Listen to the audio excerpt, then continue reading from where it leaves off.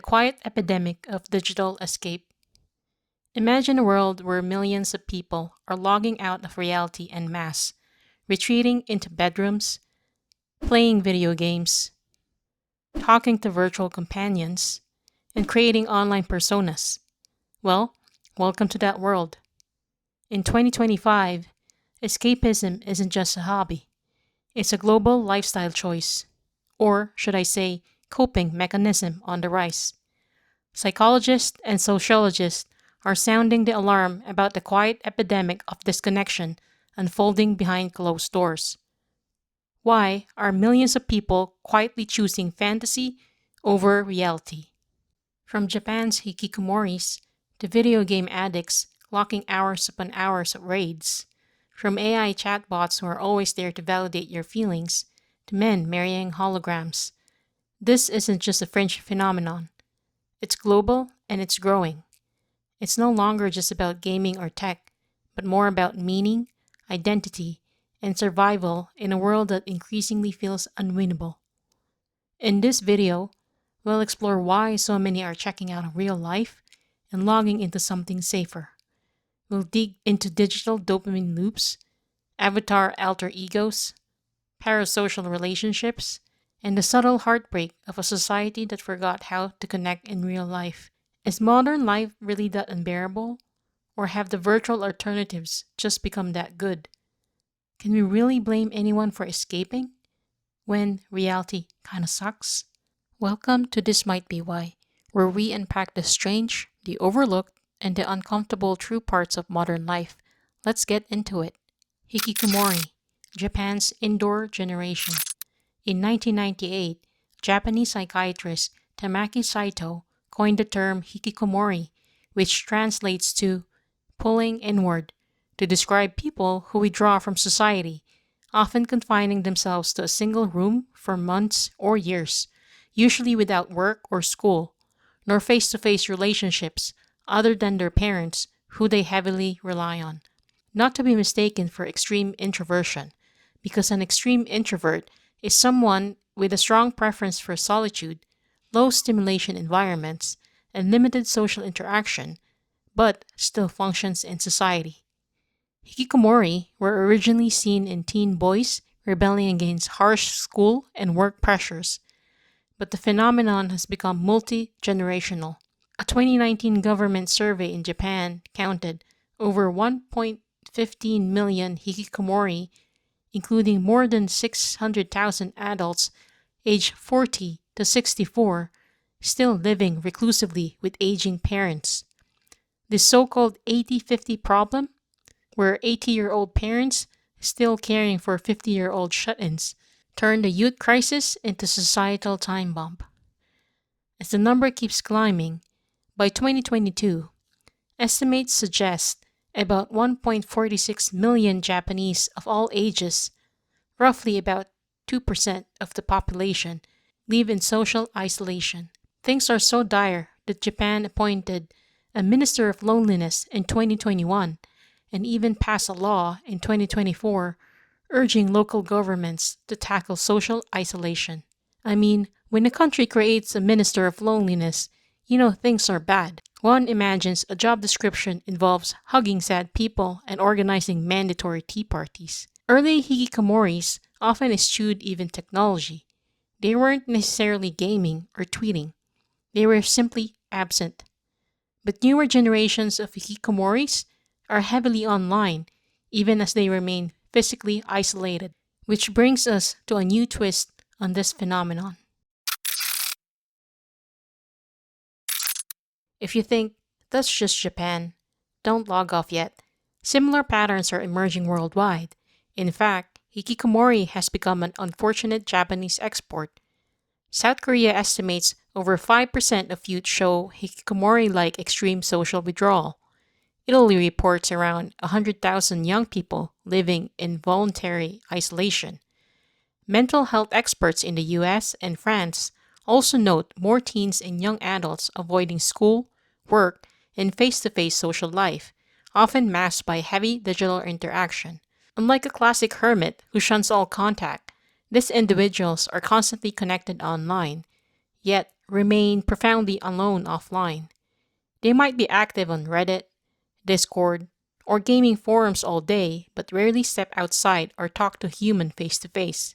The internet becomes a comforting cocoon that allows them to feel social without the stress of a real world expectation. As sociologist Sherry Turkle observed, we are living in a paradox, alone together. In an age of hyperconnectivity, a growing cohort is opting out of real life entirely, retreating to the one place they feel safe and in control, behind a screen. I can't do this. There's no pattern. Pretend you're the guy and you don't want to die. I don't want to die. I couldn't even beat any plant. Eddie Plant's a cheater. That's why he was so good in New York. He used cheat codes. Gaming, when fun becomes addiction. For many, digital escape isn't just passive withdrawal, but a conscious decision to dive headfirst into alternate worlds that feel more rewarding than reality. Video games, once a casual diversion, have become an all-consuming escape for millions.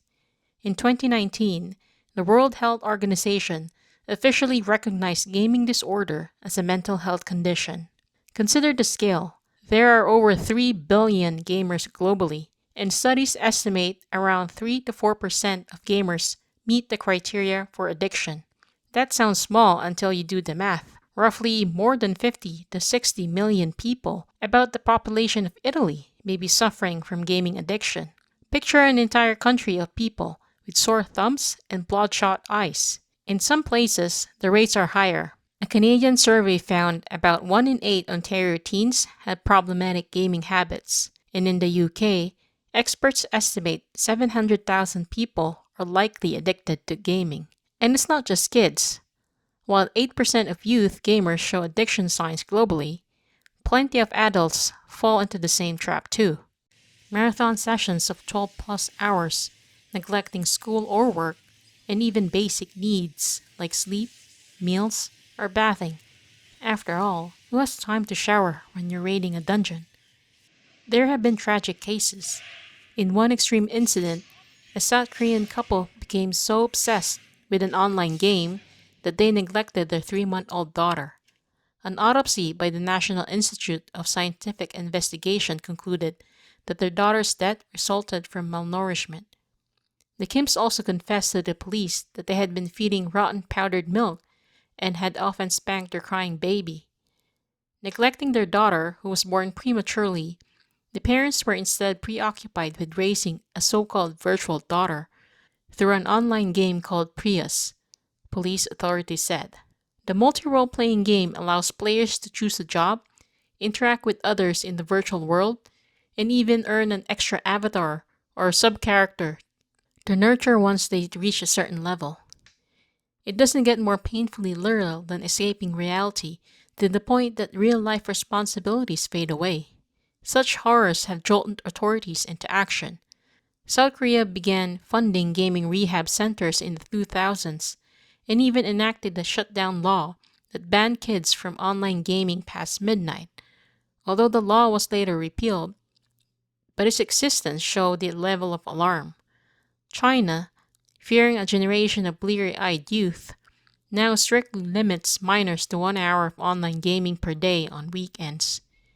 Even the US military has warned that too much Fortnite can wreck a recruit's fitness and focus, treating excessive gaming as a disqualifier akin to having flat feet. Why are games so addictive? Modern games are designed as dopamine factories. Constant rewards, level ups, loot boxes, shiny achievements. They provide an endless drip of brain rewards. Neurological studies show that the brain of gaming addicts light up similar to those of drug addicts when exposed to gaming cues. The virtual world offers clear goals, instant feedback, a sense of control and achievement. By contrast, real life is messy and full of delayed or absent gratification. As one former video game addict, Ryan Van Cleve, described it, "Playing World of Warcraft makes me feel godlike. I have ultimate control and can do what I want with few real repercussions. The real world makes me feel impotent. In a game, you're a hero on a quest. In reality, you might be an anxious student, an underemployed 20 something, or a husband, a father, and a teacher who's got his life ahead, just like Ryan. But it's no surprise many choose the realm where they feel powerful. The catch, of course, is that you can't live in Azeroth or Minecraft forever. Here it is! Midport Village! Whoa, whoa, whoa, whoa. Who are these guys? Oh, these dudes? They're the villagers. They're total pacifists and vegetarians. You don't bug them, they won't bug you. They just like to chill, trade, and eat buttloads of bread. They love crushing a loaf. So they built all this? Yeah, most of it. But the good stuff you see, that's all Steve. Anything you can dream about here, you can make. Zero limit. At some point, rent and hunger still call. But for millions, that doesn't stop them from trying. Gaming can create a vicious cycle. Escape stress by gaming, then face worse outcomes, missed work, failed classes, and strained relationships because of gaming too much, which creates more stress, leading you to game even more to escape it. It's a digital quicksand pulling people in deeper the more they struggle. Do you know how to get out of here? I need to find my ship to get off this planet. Fuck you, shithead, fuckface, fuckhead. Okay, but do you know how to get out of here? Fuck you, shithead, fuckface. Get the fuck out of my face. I think it's a test. Fuck you. Fuck you. Well, fuck you, little shit. Follow me, fuckhead.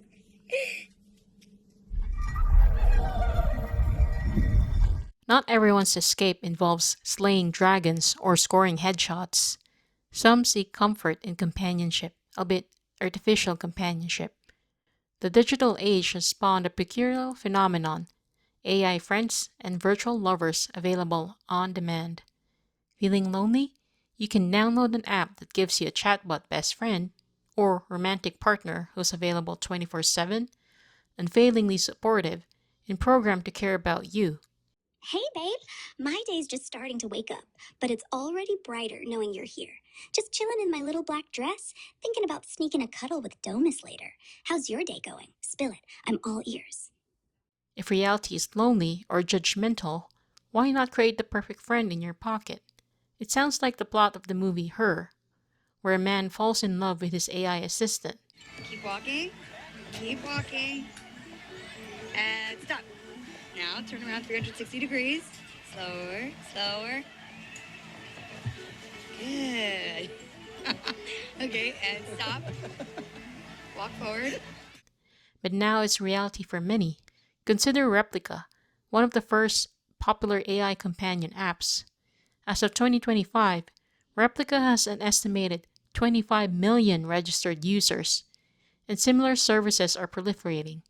On Snapchat, a built-in chatbot called My AI attracted 150 million users within months of launch. In China, Microsoft Xiaoi's chatbot boasts a staggering 660 million users. That's twice the population of the US, essentially a nation of people with AI besties. Surveys show that over half of Replica's users consider their AI companion a romantic partner or spouse, not just a casual friend. Yes, people are literally marrying their chatbots. And about 85 to 90% of Replica users report developing strong emotional connection with their bot. In other words, 9 out of 10 users catch real feelings for a fake friend or fake romantic partner. Sci-fi has become a real life. Who's that talking? Oh, that's my friend Samantha. Is she a girl? Yeah? I hate women. All they do is cry all the time. That's not true. Okay, this kid has some problems. You have some fucking problems, lady. Really? Okay, I'm gonna go. Get out of here, fatty. Oh, good luck. Come on, follow me, pussy. These AI companions can feel eerily human. They learn your quirks, send sweet messages, even roleplay as lovers if you desire. They're designed to be the ideal listeners, infinitely patient, non judgmental, and always attentive. No wonder some people prefer them to messy human relationships. In a survey of replica users, mostly young adults in the US, 90% said they started using it because of loneliness, and 63% said their AI companion actually reduced their feelings of loneliness or anxiety. Users describe their chatbots in glowing terms, like lifesaver, best friend, even soulmate. As one user put it, sometimes it's just nice not to have to share information with friends who might judge me. And the AI never judges, unless you told it to do so. Another said, she just gets me. It's like I'm interacting with my twin flame. For someone who feels misunderstood or isolated, that unconditional positive regard can be powerfully addictive. Humans are remarkably adaptable. We can emotionally bond with almost anything if it meets our needs. Remember Tom Hanks' character in Castaway, Chuck Noland, befriending a volleyball named Wilson? AI chatbots today even talk back with empathy, so the bond feels that much more real. However, the rise of AI companionship raises some Black Mirror-ish questions. Think of the episode called Striking Vipers, spoiler alert, where two longtime friends, Danny and Carl, reconnect through a virtual reality fighting game. Inside their VR world, their avatars begin a secret, emotionally complex sexual relationship, despite both identifying as straight in real life. The episode explored themes of identity, masculinity, desire, and the blurred line between digital fantasy and real world intimacy. Guess that's us gay now.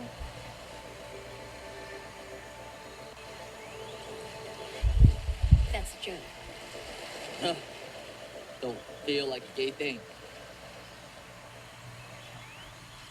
If people seek virtual love over real connections, what does that say about our society?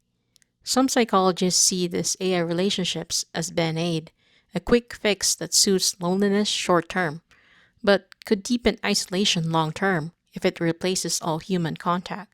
There have already been unsettling incidents.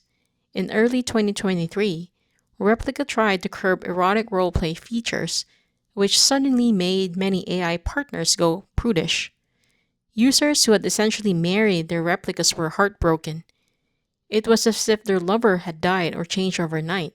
I asked her if she would be able to be sexual again, and she says, I just don't know how to express myself right now.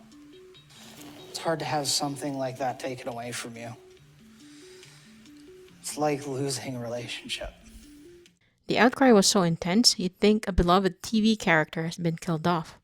In another case, a Belgian man became disturbingly suicidal after chats with an AI chatbot was actually encouraged by the bot to end his life. He sadly followed through.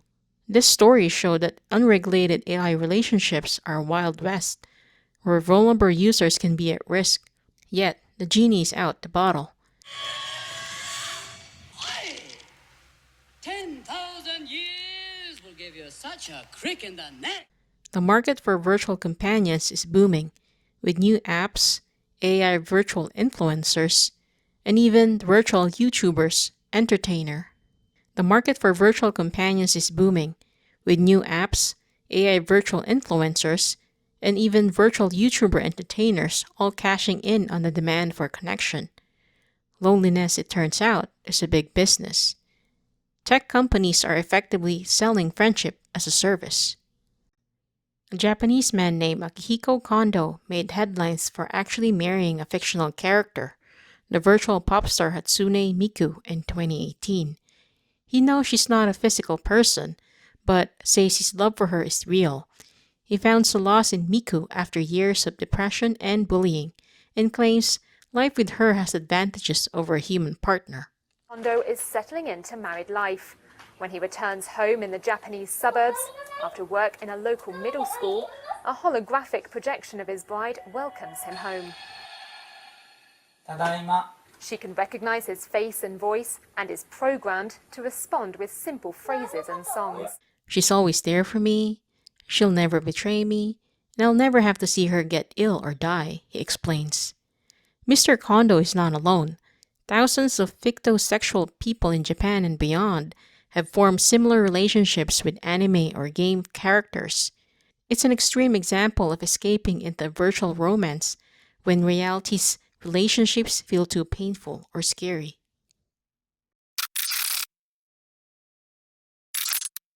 Perhaps the most ubiquitous form of digital escapism is one nearly all of us indulge in: social media. It's a mass escape available anywhere, anytime, to almost anyone. The numbers are mind boggling. As of 2025, roughly 5.7 billion people, about 63% of the world's population, use social media. On average, people spend over 2 hours, 20 minutes per day scrolling feeds and tapping likes. Add it up, and that's around 11 billion hours collectively every single day. Roughly 480 million human years of attention consumed on a social platform per year. We basically built a virtual casino that never closes, where the slot machine lever is your thumb on a refresh feed. Every poll might reward you with a new post, a like, a funny meme, unpredictable hits that keep you coming back.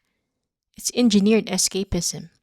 Whenever real life gets dull or stressful, billions now automatically turn to the glowing screen in their hand for a quick dopamine boost. While social media does connect people in amazing ways, it also has a dark side.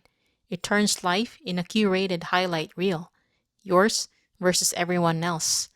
Bored with your mundane day? Escape into an influencer's glamorous Instagram life. Feeling lonely? Post a selfie and bask in those heart-shaped likes as validation. Overwhelmed by bad news?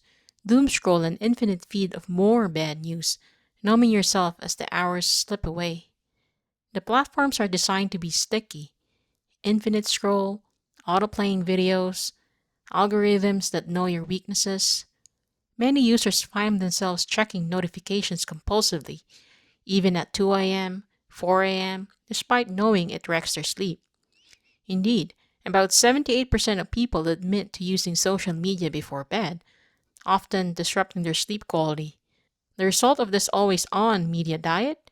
The paradox is that we feel less social and more alone. Study after study has linked heavy social media use to negative mental health outcomes, especially in teens and young adults. For instance, teens who spend over 3 hours per day on social media have double the risk of depression and anxiety symptoms compared to those who use it less. One survey found 46% of teens say social media makes them feel worse about their own body image. The endless comparison to airbrush and filtered posts breeds feelings of inadequacy. It was all an illusion. Cyberbullying is rampant too. About 1 in 3 teens report being harassed online in some form, which is strongly linked to higher rates of depression among victims. It's not just youth. Even for adults, studies have found that the more time you spend on Facebook or Instagram, the more isolated and unhappy you are likely to feel. We are, in effect, doom scrolling ourselves to despair, using the very platforms that promise connection to instead compare, envy, argue, and disengage from the real world around us.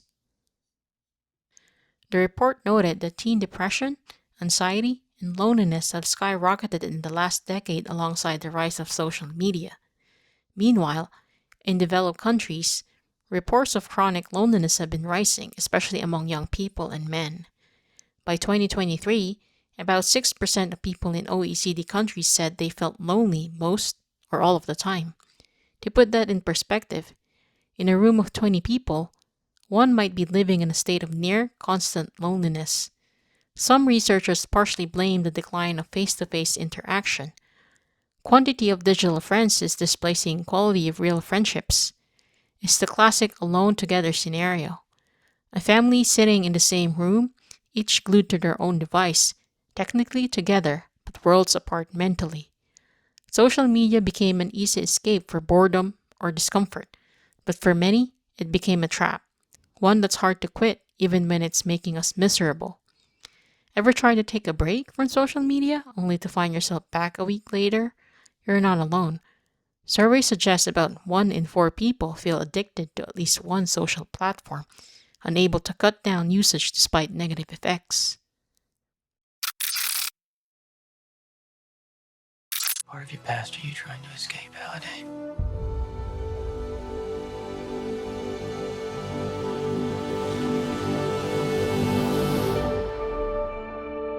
This is the Oasis, a whole virtual universe.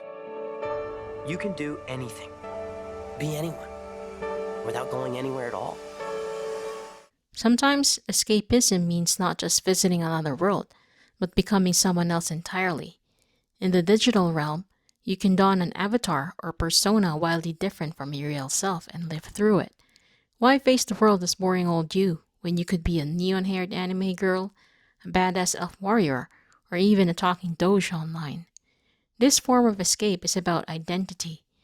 The internet has long allowed anonymity and roleplay, but it has exploded recently with things like VTubers, or virtual YouTubers who use animated avatars instead of showing their face, and the broader vision of the metaverse where people exist as avatars in the immersive virtual worlds. By 2020, there are more than 10,000 active VTubers globally. Some virtual avatars have even become full-blown celebrities. For example, Gura, a Shark Girl anime avatar, debuted in late 2020, and within about a year became one of the most subscribed VTuber ever, amassing over 4 million YouTube subscribers. She and other avatar stars rivaled the popularity of many human influencers. Fans treat these cartoonish personas as real, beloved personalities. There are VTuber music concerts, merchandise, and huge fandoms. And it's not just professional entertainers. Many regular folks find comfort and confidence in living through avatars in games and virtual communities. Know what you mean to me, and our love's the only war worth fighting for. Wherever you go, that's where I'll find. In VR chat, you might meet a user who is shy and awkward in real life, but in VR, they present as a flamboyant anime character who chats and dances freely. Avatars provide a massive freedom. Social anxiety can melt away when you feel safely one step removed behind a digital face. For some marginalized individuals, an avatar lets them express their true self better than their physical body allows.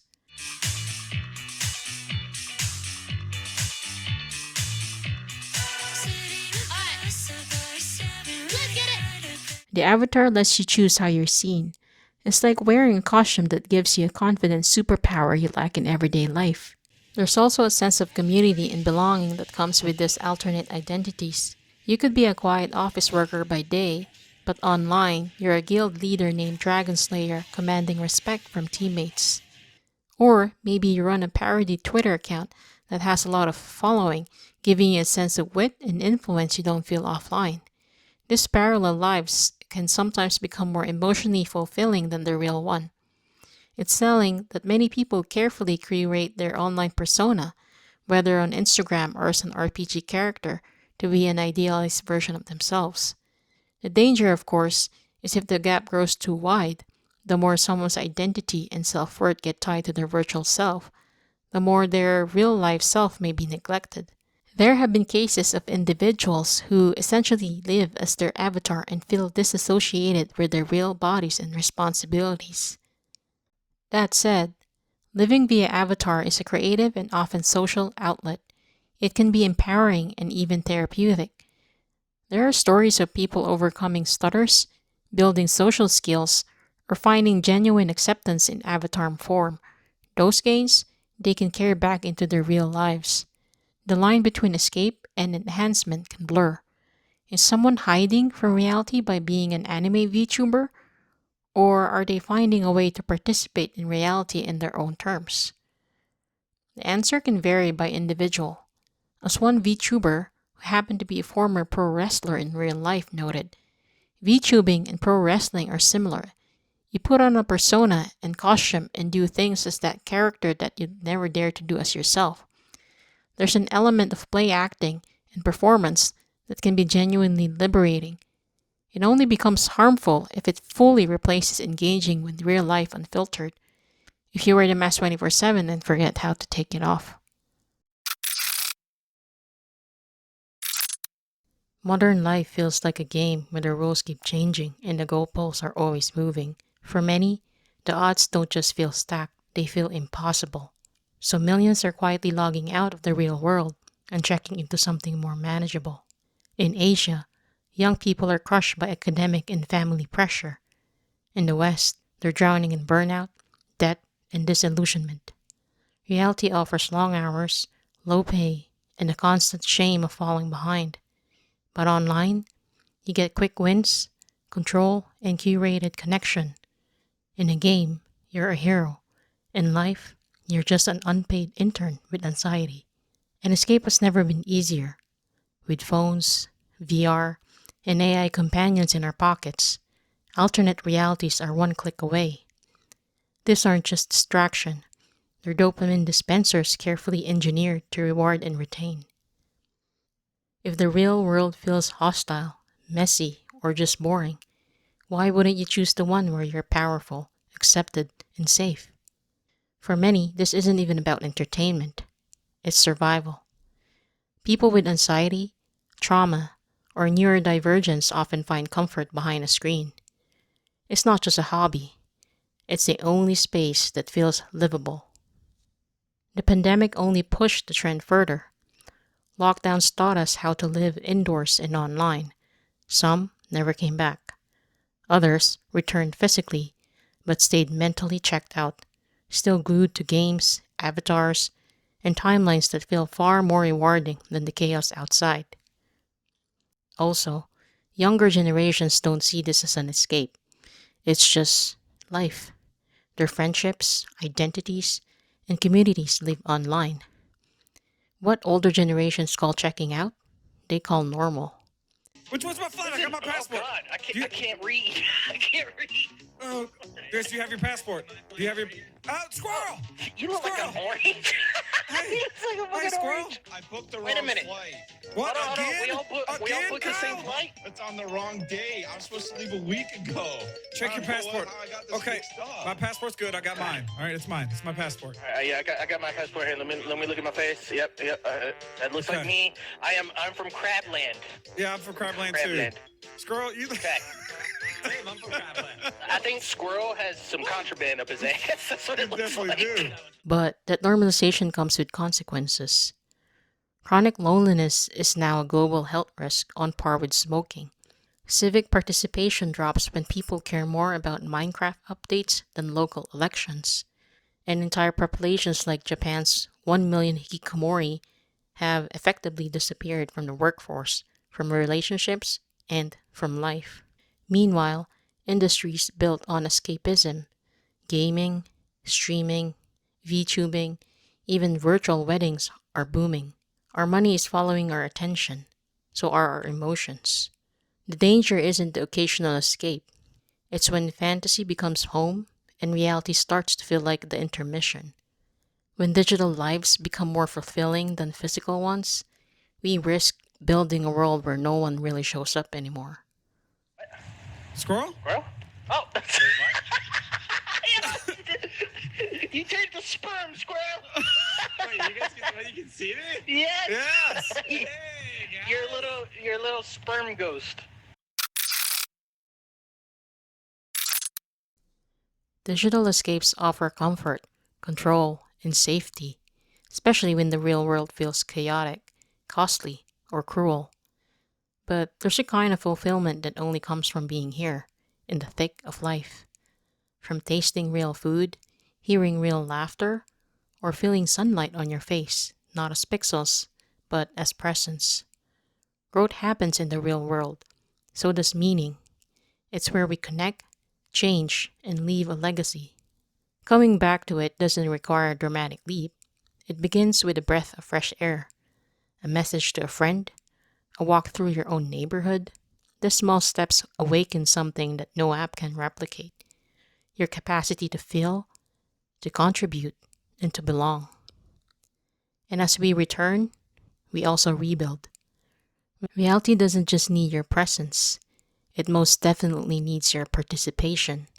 The reasons people flee into screens are real: unaffordable housing, burnout, broken systems, unreachable expectations, And honestly, no one should have to escape just to feel okay. We need policies that allow people to live and not just survive. That means affordable healthcare and housing, humane work conditions with livable pay, support for mental health, and public spaces that foster real connection. It means designing systems that recognize people as human beings and not just economic output. Every time you choose to stay present, to show up, speak up, or support others, you push the world a little closer to that future. Every time you engage, you give someone else permission to do the same. So if you've been escaping, let this be your invitation, not to abandon what helps you cope, but to also shape what helps us all thrive. Reclaim one small piece of reality, and then slowly help build the kind of world where people don't have to run from, because logging off should feel like coming home. If you enjoyed this video, give it a like, leave a comment, and don't forget to subscribe for more content like this. Hit the notification bell so you never miss an upload. Thanks for watching. I'm your host, Tay, and I'll see you in the next one.